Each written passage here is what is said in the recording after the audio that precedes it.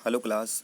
आज हम स्टार्ट कर रहे हैं आपके लिए चैप्टर 2 क्लास 11 बायोलॉजी, जिसका नेम है बायोलॉजिकल क्लासिफिकेशन। ओके, तो इस चैप्टर में आपको ये समझना है कि क्लासिफाइड कैसे किया गया। जैसे फर्स्ट चैप्टर आपने देखा कि लिविंग वर्ड्स जो थे, मीन्स जो लिविंग थे वो बहुत सारे हैं, तो उनको हम क्लासीफाइज कैसे करेंगे, कैसे उनके बारे में स्टडी को ईजी करेंगे, इन्हीं चीज़ों को यहाँ पर समझा गया है, ये समझाने का प्रयास किया गया है। सबसे पहले जो ये अटेम्प्ट किया, ये सबसे पहले जो काम किया वो थे लीनियस। लीनियस ने क्या किया, उन्होंने टू किंगडम सिस्टम लाया। उन्होंने ये माना कि जो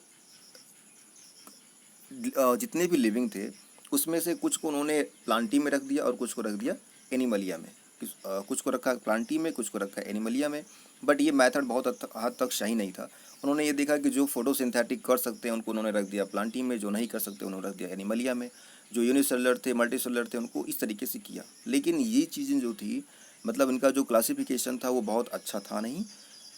रीज़न ये था कि उन्होंने इक्वल वेटेज दिया किसको, वेजिटेटिव और रिप्रोडक्टिव जो सिस्टम है इस दोनों को उन्होंने इक्वल वेटेज दिया, और इसी वजह से लीनियस का जो टू किंगडम सिस्टम था वो हो गया फेल। आगे चल करके आप देखेंगे कि आया फाइव किंगडम सिस्टम, और ये फाइव किंगडम सिस्टम दिया था R.H. व्हिटेकर। 1969 में R.H. व्हिटेकर ने फाइव किंगडम सिस्टम दिया था। इसमें इन्होंने कुछ, पहला आप देखेंगे मोनेरा, प्रोटिस्टा, फंगी, प्लांटी और Animalia. Monera, Protista, Fungi, Plantae और एनिमलिया। इसमें इन्होंने करेक्टर किस बेसिस पे लिए, cell type, cell wall, nuclear membrane, body organisation और मोड ऑफ न्यूट्रिशन, इस पे लिया। पहला क्या था, जो प्रोकैरियोटिक को रखा गया मोनेरा में, और सब किस में है, यूकैरियोटिक है।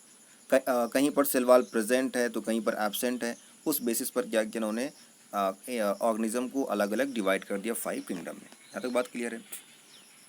चलिए, इसके बाद हम देखते हैं कि सबसे पहले किंगडम मोनेरा क्या है। सबसे पहले क्या समझते हैं, किंगडम मोनेरा क्या है। तो किंगडम मोनेरा में किसको रखा गया, बैक्टीरिया को। किंगडम मोनेरा में किसको रखा गया, बैक्टीरिया को। और बैक्टीरिया बोला गया कि it is the sole member of the kingdom Monera. ठीक है, ये कहाँ पे रह सकते हैं, ये कहीं पर भी रह सकते हैं। कितना भी हैबिट्स, कितना भी हॉट स्प्रिंग कंडीशन हो, डिजर्ट हो, स्नो डीप हो, ये कहीं पर भी रह सकते हैं। इनका शेप अलग अलग है, आप देखेंगे कुछ कोकस शेप का है, कोई बैसिलस शेप का है, कोई स्पाइरल शेप का है और कुछ विब्रियो शेप का है। तो हमको आपको इन चीज़ों को भी लर्न करना पड़ेगा। आगे देखेंगे आप कि जो बैक्टीरिया है वो दो टाइप का, एक होता है आर्की बैक्टीरिया और एक होता है यू बैक्टीरिया। आर्की बैक्टीरिया और यू बैक्टीरिया का सेंस ये हो गया, आर्की बैक्टीरिया में हम उनको रखते हैं जो कितने भी हॉट कंडीशन, सॉरी, कितना भी वर्स कंडीशन हो, ऐसे बैक्टीरिया जो वर्स कंडीशंस में भी अपने आप को सर्वाइव कर लेते हैं, उसको हम आर्की बैक्टीरिया बोलते हैं। और यू बैक्टीरिया उनको बोलते हैं जो नॉर्मल तरीके से कंडीशन में रह सकते हैं, मीन्स वो वर्स कंडीशन में नहीं रह सकते, उनको हम क्या बोलते हैं, यू बैक्टीरिया बोलते हैं। ठीक है, आप देखेंगे अगर आर्की बैक्टीरिया में देखेंगे यहाँ पर कुछ एग्जाम्पल में, जैसे हेलोफाइल्स, थर्मो एसिडोफिल्स, मेथनोजेंस, ये सब कैसे हैं, सब आर्की बैक्टीरिया में आते हैं। आपके एग्जाम्पल में देखिए तो मेथनोजेंस होता है, ये आपको आर्की बैक्टीरिया में एग्जाम्पल्स में मिलेगा। यू बैक्टीरिया में अगर आप एग्जाम्पल देखोगे तो मिलेगा आपको साइनोबैक्टीरिया। साइनोबैक्टीरिया में एग्जाम्पल है जैसे नॉस्टाक, एनाबिना, ये सब क्या है, ये सब आपके यू बैक्टीरिया में आते हैं।